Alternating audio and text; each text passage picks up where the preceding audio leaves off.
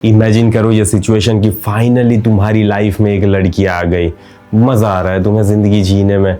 WhatsApp पे घंटों बात कर रहे हो, डेट्स पे बाहर जा रहे हो, एंड इवन वो तुम्हें ऐसा भी बोल रही है, you are such a nice cutie cutie guy. But थोड़े टाइम बाद एक आर्ग्यूमेंट होती है, एंड इस आर्ग्यूमेंट में वो बंदी तुम्हें बोलती है, तुम मैन इनफ नहीं हो कि इस सिचुएशन को हैंडल कर सको। एंड उसके बाद मेरे भाई सारा डायनामिक्स रिलेशनशिप का चेंज होने लगता है। तुम धीरे धीरे क्वाइट होने लगते हो, अब उतना एफर्ट नहीं पुट कर रहे जितना पहले तुम एफर्ट्स डालते थे, एंड स्लोली स्लोली क्या हो रहा है, रिलेशनशिप मर जाती है। बट अब लड़की के पर्सपेक्टिव से वो क्या सोचती है ना मेरे भाई, कि यार ये इतना ज्यादा डिस्टेंट क्यों हो गया, सिर्फ एक ही आर्ग्यूमेंट तो हुई थी, इसमें इतनी तो क्या बड़ी बात थी। बट हम बंदों के लिए वो एक मोमेंट हमें बहुत ज्यादा डिसरिस्पेक्टेड फील होता है, एंड हमें लगता है कि बंदी हमारी रिस्पेक्ट ही नहीं कर रही। एंड यही पूरी कहानी एक साइकोलॉजिकल डिफरेंस को शो करता है कि हम मैन एंड एक वुमन अलग होती है।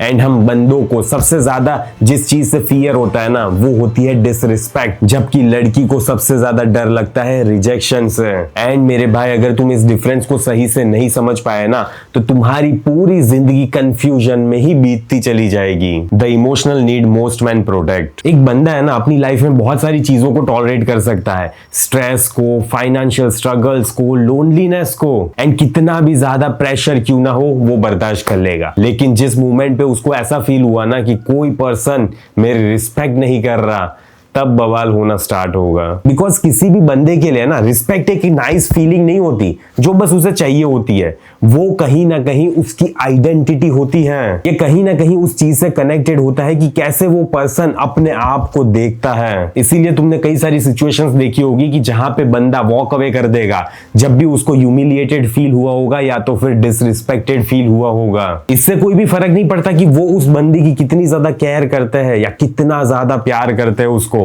लेकिन जिस मोमेंट पे उसको ऐसा फील हुआ ना कि ये बंदी अब मेरी रिस्पेक्ट नहीं कर रही, तब उसे ऐसा फील हो जाता है कि अब वो मजा तो नहीं आ रहा, एंड अब मैं यहाँ पे नहीं रह सकता, एंड वो सडनली शट डाउन कर देगा अपने आप को। The emotional need most man protect. But लड़कियों के लिए है ना मेरे भाई, इमोशनल ट्रिगर कुछ अलग ही होता है, कुछ डिफरेंट होता है।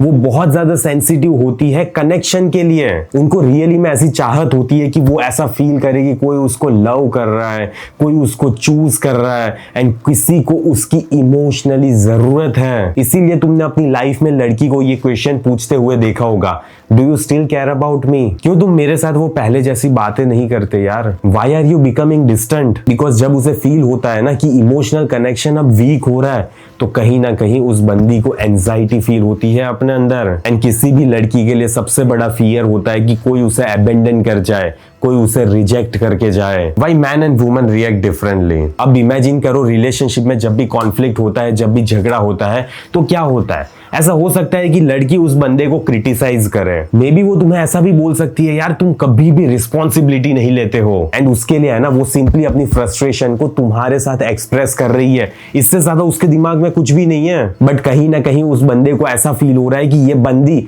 मेरे कॉम्पिटेंस को अटैक कर रही है, या तो फिर मेरे स्टेटस को अटैक कर रही है। इसीलिए वो बंदा अपने आप को विड्रॉ कर लेता है, क्वाइट हो जाता है, एंड बंद कर देता है अपने आप को इमोशनली एंगेज करना उस बंदी के साथ। बट अब अगर उस लड़की के पर्सपेक्टिव से देखा जाएगा ना, तो उसे ये फील होता है कि इस बंदे ने मुझे रिजेक्ट कर दिया यार। इसी वजह से अब वो बंदी और भी ज्यादा इमोशनल हो जाती है, एंड अब उस बंदे को ऐसा फील होता है कि अब तो मेरी और ज्यादा डिसरिस्पेक्ट हो रही है। एंड ये साइकिल मेरे भाई कंटिन्यू चलती रहती है। बंदी को लगता है कि वो उसे परेशान कर रहा है, बंदे को लगता है कि ये बंदी मेरा जीवन खराब करने पे तुली हुई है, एंड दोनों फ्रस्ट्रेशन में अपना जीवन स्पेंड कर रहे हैं। लेकिन कहीं ना कहीं उन्हें आता ही नहीं है कि एक दूसरे को कैसे समझ पाए। एंड इसी एग्जैक्ट मिसअंडरस्टैंडिंग की वजह से होता क्या है ना, बंदा या तो फिर अट्रैक्शन खो देता है, या तो फिर कंट्रोल खो देता है रिलेशनशिप के डायनामिक्स का। बिकॉज मोस्ट ऑफ बंदों को आता ही नहीं है कि कैसे एक स्ट्रॉन्ग मैस्कुलिन फ्रेम को मेंटेन करना होता है ऐसी इमोशनल सिचुएशंस में। वो दो चीजें करते हैं, या तो फिर बहुत ज्यादा रिएक्टिव बन जाएंगे,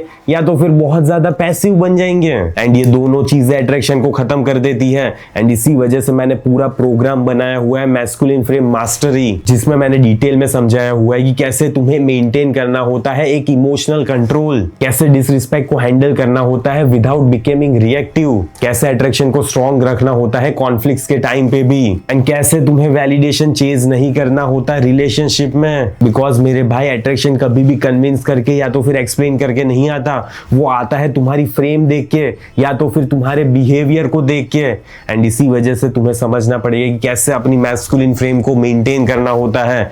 तो अगर तुमने अभी तक मेरे प्रोग्राम को चेक नहीं किया तो जल्दी से जाओ, कमेंट में पिन लिंक होगी, एंड मेरे भाई अपनी लाइफ में मैस्कुलिन फ्रेम लाओ। Where most relationships go wrong, modern relationship में एक सबसे बिगेस्ट मिस्टेक क्या होती है पता है, कि एक बंदा एंड एक बंदी दोनों सोचते हैं कि हम दोनों एक दूसरे जैसा ही सोचते हैं, हम दोनों सेम चीजें सोचते हैं। वाह, कॉन्ग्रेचुलेशंस, क्योंकि ऐसा नहीं होता। कि मोस्ट ऑफ द टाइम एक बंदा क्या सोचता है यार, if I provide, if I stay loyal and मैं कंसिस्टेंट रहूंगा तो ये बंदी मेरे लिए प्यार करेगी ना, मुझे रिस्पेक्ट करेगी। एंड फिर एक बंदी क्या सोचती है कि अगर मैं उसे केयर करूंगी एंड सपोर्ट करूंगी इमोशनली कैसी भी सिचुएशन में, कैसी भी प्रॉब्लमेटिक सिचुएशंस में, तो फिर वो बंदा भी मुझे लव्ड एंड सिक्योर फील करवाएगा। एंड दोनों पर्सन को लगता है यहाँ पे कि वो दोनों सही चीजें कर रहे हैं, बट वो दोनों दूसरी इमोशनल लैंग्वेजेस बोलते हैं, दोनों एक जैसी नहीं बोल रहे। ये चीज को समझो मेरे भाई। एक एग्जांपल की बात करते हैं। चलो मान लो एक गर्लफ्रेंड है, वो उसके बॉयफ्रेंड को बोलती है, अरे यार तुम है ना मुझे इतना टाइम देते ही नहीं हो, तुम पता नहीं आजकल बहुत ज्यादा बिजी रहते हो एंड हमेशा मुझे टाइम ही नहीं देते, अवेलेबल ही नहीं रहते मेरे लिए।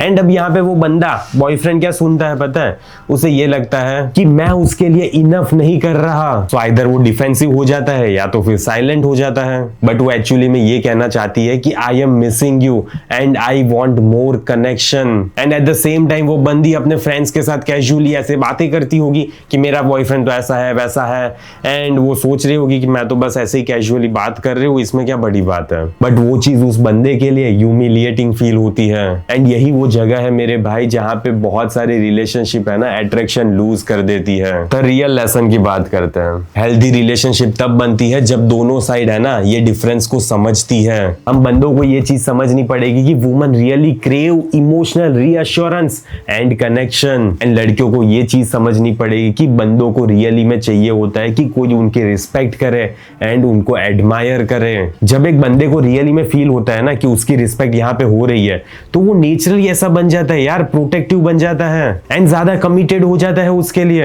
एंड जब एक बंदी emotionally safe and secure feel करती है ना, तो वो ज्यादा नर्चरिंग बन जाती है, ज्यादा केयरिंग बन जाती है, ज्यादा सपोर्टिव बन जाती है। बट जब या तो फिर रिस्पेक्ट खत्म हो जाती है या तो फिर बंदी के लिए इमोशनली सेफ कनेक्शन खत्म हो जाता है, तो अट्रैक्शन वहां पे गिरना ही गिरना है, इसमें कोई डाउट होना ही नहीं चाहिए। क्लोजिंग की बात कर लेते हैं। सच सिंपल है मेरे भाई, एक मैन एंड एक वुमन दोनों अलग अलग है, दोनों सेम नहीं है, दोनों बहुत ज्यादा डिफरेंट भी नहीं है, लेकिन कुछ चीजें तो अलग होगी ना। And most of relationship conflicts इसलिए नहीं होते क्योंकि उनके इंटेंशंस खराब होते हैं, वो इसीलिए होते हैं क्योंकि इमोशनली कनेक्शन या तो फिर इमोशनली कैसे प्रॉब्लम को सॉल्व करना है ये दोनों को पता नहीं है। एंड जब तुम रिलेशनशिप में ये नीड्स को समझ जाओगे ना, तब तुम्हारा रिलेशनशिप को देखने का नजरिया एंड उस पर्सन को देखने का नजरिया ऑटोमेटिकली चेंज हो जाता है। तो इसी के साथ मुझे आशा है कि मैंने तुम्हारी लाइफ में थोड़ी सी वैल्यू प्रोवाइड की होगी। अगर की है तो मैस्कुलिन फ्रेम मास्टरी प्रोग्राम को चेक करके आओ मेरे भाई, एंड देखो अगर तुम्हें चाहिए,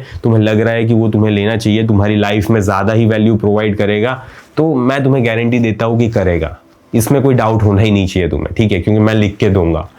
तो अगर तुम्हें चाहिए तो जल्दी से जाओ, कमेंट में पिन लिंक चेक करो एंड मेरे भाई अपनी लाइफ में फ्रेम लाओ, ठीक है। तो इस वीडियो को मैं यहीं पे समाप्त करता हूँ, जल्दी मिलेंगे अगले वीडियो में। अंटिल देन बाय बाय, सी या।